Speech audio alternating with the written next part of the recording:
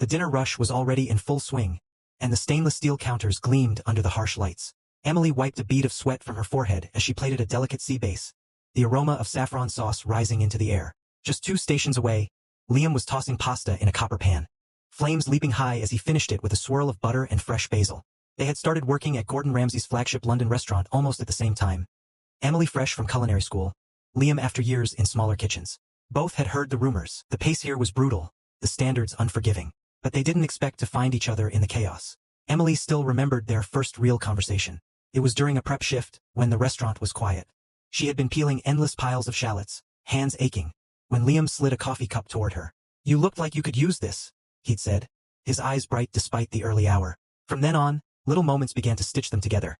A shared laugh over a misheard order, a quick glance during service when things got hectic, an unspoken agreement to help each other plate faster when chef was watching. Tonight, however, was different. The guest list included food critics, and Ramsay himself was in the kitchen, moving like a force of nature, checking every plate, his voice cutting through the air like a chef's knife. "Emily, that fish had better be perfect," he barked. "Yes, chef," she replied, steadying her hands as she laid a final sprig of dill on the dish. From the corner of her eye, she saw Liam glance at her, just a flicker of reassurance before he turned back to his pasta. When the first round of mains went out flawlessly, she felt a swell of pride. During a brief lull between courses, Liam came over, his apron dusted with flour. "After service, want to grab something to eat?" She raised an eyebrow. "You mean after cooking for 5 hours straight, you still want more food?" "Not food," he said with a small grin. "Company." They ended up at a tiny late-night cafe, still in their uniforms, the faint scent of rosemary and smoke clinging to them. Emily sipped tea while Liam told her about his dream of opening his own place someday. Small, intimate, with a menu that changed daily. "And you?"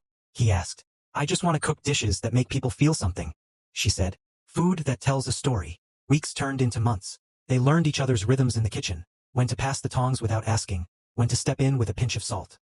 Outside of work, they explored London's street food markets, argued over the best bread for a grilled cheese, and stayed up too late trying new recipes together. But the kitchen could be merciless.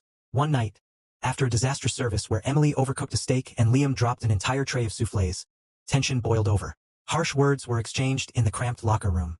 "If we can't handle the heat in there, maybe we can't handle this," Liam had said, frustration in his voice. Emily went home that night with her chest tight, wondering if love in such a relentless environment was even possible. The next day, she arrived early for her shift and found Liam already there, chopping herbs. Without looking up, he said quietly, "I don't want to lose what we have, inside or outside the kitchen." Neither did she. They worked that night with a quiet, unspoken unity, and when service ended, Liam slipped his hand into hers as they left.